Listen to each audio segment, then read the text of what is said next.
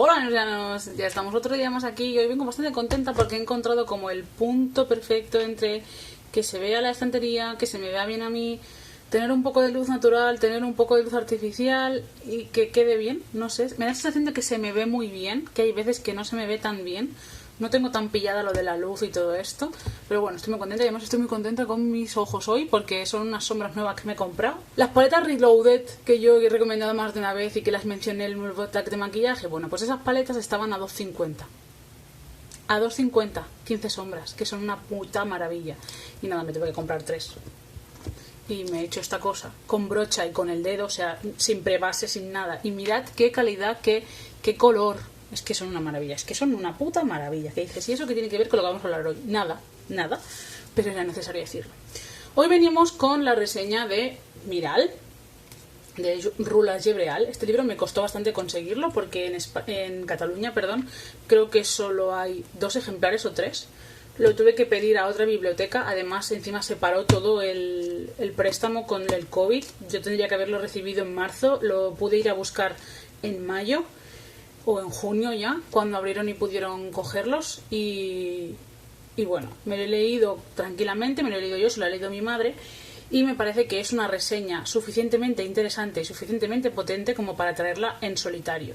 Más que nada porque a veces que digo, no me da suficiente, el libro no me da suficiente chicha como para dedicarle un vídeo entero, ¿no? No es por otra cosa que por eso, porque a mí realmente, si os gusta, a mí realmente me da igual. Es un libro que os puede gustar, tanto si conocéis historia de Palestina y demás, como si no conocéis nada, como si os lo queréis leer como una obra como tal y demás por la historia que cuenta y la metáfora que tiene, como si os lo queréis leer por todo lo que aporta. Es conflicto palestino-israelí, es Palestina e Israel y ya. Pero bueno, creo que tanto si tenéis más conciencia como si tenéis menos, como si sabéis más como si sabéis menos, creo que este libro os puede gustar mucho. Vamos a ir por partes, porque creo que para hacer esta reseña hay que hacer un poquito de conocimiento principal. Yo no sé, las personas que me estáis viendo, seáis españolas, seáis de fuera de España, no sé hasta qué punto tenéis conocimientos sobre el tema Palestina-Israel. Así que yo voy a dar algunos tips, os voy a explicar un poco de historia, que igual no haría falta, pero bueno, me parece que en este contexto es importante hablar del tema. Y si ya sabéis del tema, pues podéis pasar esta parte, no pasa nada. Y si no sabéis del tema, pues al menos que sepáis lo que pasa. Vale. Palestina e Israel en sí mismos son el mismo país, es un trozo de Próximo Oriente, que para los palestinos todo es Palestina y para los israelíes todo es Israel, ¿vale? Es el mismo trozo que está allí haciendo frontera con Egipto, con Jordania, con Líbano, con Siria, toda esa zona, ¿vale? Con mar, con costa en el mar Mediterráneo. Este problema histórico viene de siempre, de siempre.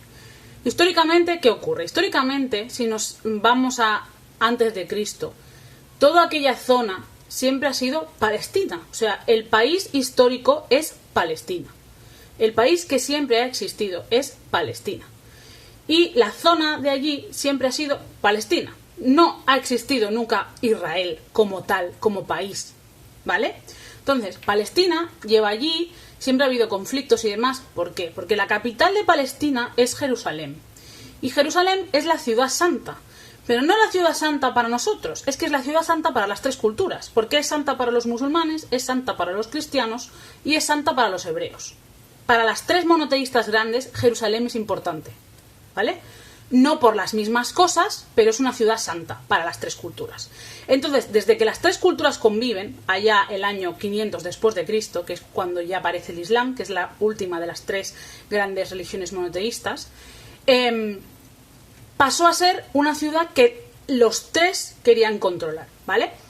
Entonces, allí en Jerusalén pues estaban, principalmente la batalla era entre cristianos y musulmanes. No estaban los hebreos, o sea, había hebreos allí, pero no había países de mayoría hebrea que fueran a luchar a Jerusalén, sino que eran las cruzadas de los cristianos contra los musulmanes. Claro, esa zona era de mayoría musulmana y había estado controlada por musulmanes pues desde que el Islam era Islam. Antes de eso pues habían estado pues los pueblos de allí, los otomanos, los persas, etcétera, ¿vale? Entonces, cuando ya empieza la época del Islam es cuando Europa empieza con las cruzadas. Europa para ir a Próximo Oriente a saquear, a guerrear, a matar a gente y a traerse pasta y a traerse dineros. y demás, y a controlar pues todo el Mediterráneo, a controlar muchas cosas. Así empiezan las cruzadas, seamos sinceros. Entonces, cuando empiezan las cruzadas, empiezan las batallas por controlar Jerusalén. Que lo controlen los musulmanes o que lo controlen los cristianos, ¿vale? Eso pasó durante siglos, ¿vale? Llegamos al siglo XX. A inicios del siglo XX hay mucha tensión allí y empieza una especie de protectorado de los ingleses en Palestina. En Palestina, porque Israel, repito, Israel nunca ha existido. Israel no es un país histórico.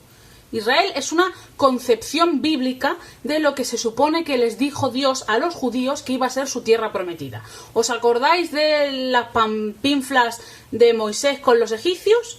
Que, por si no lo sabéis, no existió ningún éxodo de esclavos de Egipto hacia Próximo Oriente, porque los egipcios no tenían esclavos en las pirámides, eran trabajos de obreros pagados. Es mentira. Ya sé que la Biblia en general es mentira, pero es que eso concretamente además es que es una patraña muy grande. Pero bueno, pues si os acordáis, si sabéis algo de historia bíblica, sabéis que a Moisés se le dice que libere a los esclavos y se los lleve a la tierra prometida. Bueno, pues la tierra prometida de los judíos es Israel. Entonces, como está más allá de la península del Sinaí, que es la que pertenece a Egipto, pues lo de más allá de la península del Sinaí es lo que hoy sería Israel, lo que toda la vida ha sido Palestina. Bueno, estamos en el siglo XX e Inglaterra se mete allí como una especie de protectorado, que más que protectorado es lo que ha hecho siempre Inglaterra, es como una especie de colonia, como yo vengo aquí ya tal. Entonces, ¿qué pasa? Que empieza la Segunda Guerra Mundial. Bueno, empieza primero el auge del nazismo en Europa y demás, el antisemitismo, que ya venía un poco de mucho tiempo, y todo lo que pasa y tal, y todo el exterminio que hay y toda la persecución que hay con los judíos durante la Segunda Guerra Mundial y el nazismo en general. Okay. ¿Qué significó esto? ¿Por qué digo esto? Pues porque los judíos en ese momento, en esa situación, aprovecharon ese momento de es que nos han exterminado, que ya sé que esto suena mal, pero es que es una realidad, para presentar su carta de que ellos querían Israel como patria, ¿vale? O sea, ellos pidieron como compensación por el agravio supuesto durante la Segunda Guerra Mundial que Europa, que las Naciones Unidas, que el mundo les reconociese su tierra prometida, que el mundo les reconociese su Israel, ¿vale? Entonces, el mundo lo que hizo, que principalmente es el primer mundo, Europa y Estados Unidos, dijeron, pues sí, pues toma para ti. Y les dieron la mitad de Palestina a Israel. Crearon Israel de la nada. Entonces, claro, tú imagínate que tú eres palestino y tu territorio, la mitad de tu territorio cogen y te dicen, de hoy para mañana, mira, que esto ya no va a ser tu territorio, que si vives aquí, pues te vas a joder porque esto ahora es Israel. Y es para los israelíes. Y punto. ¿Sabes? De la noche a la mañana. ¿Lo entendéis? O sea, ¿entendéis el concepto de lo que eso significa? De que cojan la mitad de tu país y se lo den a otro, y si tú vives allí, pues te jodes y bailas. Bueno, pues dentro de Israel hay 3 tipos de judíos, ¿vale? Que recordemos que ser judío es una religión. Hasta hace 3 días con pasado mañana ser judío solo era una religión. Ahora también resulta que es una nacionalidad. Porque ellos se lo han inventado porque eso es su tierra prometida. Ok. Ya sé que este vídeo va a traer mucha cola, pero es que, a ver, no me lo estoy inventando yo, es una realidad. Dentro de Israel hay 3 tipos de judíos. Están los judíos árabes, o lo que se llama judíos árabes, que yo creo que no sé si sería buena acepción, pero bueno. Los judíos que son de allí de toda la vida y que siempre han vivido allí y que tienen cultura árabe y hablan árabe y hebreo, obviamente, y que son, pues, los inquilinos de toda la vida, que han vivido toda la vida en Palestina y ahora viven en Israel, ¿vale? Luego están los judíos sefarditas, que si sois españoles os sonará de algo, porque los judíos sefarditas son aquellos judíos que pertenecen a países mediterráneos y que en algún momento de la historia fueron expulsados. Por ejemplo, aquí en España, los Reyes Católicos los expulsaron en 1492. Entonces ellos ya llevaban exiliados de su tierra, porque hay algunos judíos sefarditas que se consideran españoles exiliados o italianos exiliados. Quiere decir, que no es que no quieran vivir en Israel, pero que ellos en verdad consideran España o Italia parte de su patria, porque ellos los echaron de aquí, igual que en 1609 se echó a los musulmanes. Y hay muchos que viven en Marruecos o en otras zonas y que se consideran españoles y que siguen guardando la llave de su casa de hace 400 años, que eso a mí me parece una absoluta tal. Esos son los sefarditas. Y luego están los askenazi, que son todos aquellos judíos de Europa del norte o rusos, que son muchos de pensamiento o de educación comunista, que son hebreos, ¿vale? ¿Qué problema hay, entre comillas? Que tanto los judíos árabes como los judíos sefarditas, en general, ellos y los partidos a los que ellos votan, estarían de acuerdo en llegar a unos acuerdos con Palestina, diferentes a los que se están haciendo, totalmente alejados de la guerra que hay, totalmente alejados del pensamiento de el asentamiento para conquistar más trozo, e incluso estarían de acuerdo en unificar y hacer un único país, y punto. Pero los askenazí no. Los askenazí son los que gobiernan, si conocéis a Golda Meir, si conocéis al que estaba con Arafat, que ahora no me sale el nombre, pero bueno, los presidentes habituales de Israel son askenazí, son de partidos askenazí, son pro Estados Unidos, son pro Europa y son anti-Palestina total, están a favor de la guerra, están a favor del conflicto armado y están a favor de hacer asentamientos dentro del territorio de Palestina para irse anexionando partes. Porque ¿qué problema hay también? Pues que desde que las fronteras se hicieron en los años 50 hasta ahora, Israel se ha ido comiendo Palestina año tras año, mientras el resto del mundo no hacemos nada. Israel bombardea a Palestina, Israel mata palestinos todos los años, Israel está haciendo prácticamente un campo de concentración en Gaza. Es horrible cómo se vive allí. Entonces, esa gran parte de judíos, que además llevan allí 100 años, porque la mayoría se fueron en la primera oleada antisemita en Europa o directamente con los nazis, y muchos son rusos, polacos y de Europa del Norte y alemanes también, o incluso israelíes, o sea, estadounidenses que se han ido a Israel. Esos son los que ahora gobiernan y son los que no llevan allí viviendo tanto tiempo, no conocen la historia de allí, no tienen cultura de allí, simplemente son judíos, de religión. Y su idea es acabar echando a Palestina. ¿Por qué? ¿Qué pasa con Palestina? Que Palestina no está reconocida. Cuando se hicieron los tratados, Palestina no aceptó, lógicamente. Y entonces, ¿qué pasó? Que toda Europa, Estados Unidos, Canadá y Australia, que somos principalmente el primer mundo, no reconocimos a Palestina. Entonces Palestina está en el limbo, no es un estado real, mientras que Israel sí. Entonces Israel tiene todas las de ganar. Todas las de ganar. Entonces es una situación muy, muy complicada. Yo ya sé que se ha notado, y me lo vais, y seguramente igual la gente me lo dice en comentarios, que se ha notado que yo soy pro Palestina. Pues sí, lo soy, porque no es una guerra de tú a tú. No son dos países enfrentados en que uno tiene razones y otro tiene razones y ya está. Y yo no estoy a favor de ninguna guerra, que conste. Pero es que me parece inaudito que en este mundo en el que vivimos y con toda la parafernalia que hay sobre la Segunda Guerra Mundial y con todo lo que hay sobre los conflictos y con todo lo que hay sobre la libertad, llevemos desde los años 50 permitiendo que Israel haga lo que hace en Palestina. Todos los años. ¿Cómo se está comportando de la manera que lo hace contra todo un pueblo que lleva ahí viviendo toda la vida y que lo único que reclaman es que eso es su tierra de siempre, que Europa decidió darles la mitad de su territorio a Israel sin preguntar y sin hacer nada, que los están echando de sus casas, que les están quitando su vida y están matando a sus familias. O sea, es que es demencial. Es demencial. Pero esto no sale en las noticias, esto no es importante, ¿sabes? Y muchas veces cuando sale es que te comparan que ellos matan a 1000 personas con que ha habido un atentado y han matado a 4. A ver, por favor, no es una lucha igual. Que obviamente yo no estoy de acuerdo con que maten a nadie, yo no tengo ningún interés en que maten a ningún israelí, para nada, o sea, por favor, que nadie se piense eso, pero que no es una lucha de iguales, es una ocupación, es que ni siquiera es una guerra. Es un mastodonte como Israel, apoyado por Europa y Estados Unidos, con armas, con ejército, con muchísimo dinero, contra un país que ni siquiera está reconocido, que no tiene aliados, que no tiene a nadie, y que son una especie como de guerrilla mal hecha, que lo único que hace es intentar sobrevivir. Y ya. Es que no hay más. Entonces, bueno, creo que es interesante. Otra cosa por la que me ha encantado el libro, ahora que ya os he explicado un poco toda la historia de Palestina e Israel, más o menos, es que este libro no se centra en la guerra. Y yo creo que eso es de las mejores cosas que tiene este libro. Este libro no se centra en la guerra, no te habla de Israel son los malos. Que yo tampoco he dicho que Israel sean los malos. Yo creo que somos más malos los europeos y los estadounidenses por permitir esto. Porque lo estamos permitiendo y hemos sido nosotros los que les hemos dado ese pedazo de tierra sin preguntarle a nadie. Hemos sido nosotros los que estamos haciendo esto y los que estamos viendo cómo la gente se mata y no hacemos nada. Pero bueno, este libro a mí me parece absolutamente impresionante porque lo que te dice es que el saber y el conocimiento y las escuelas son lo más importante de un país. Y que si los niños tienen escuelas a las que ir y donde aprender, seguramente el país que venga después y el que salga de ahí va a ser un mejor país.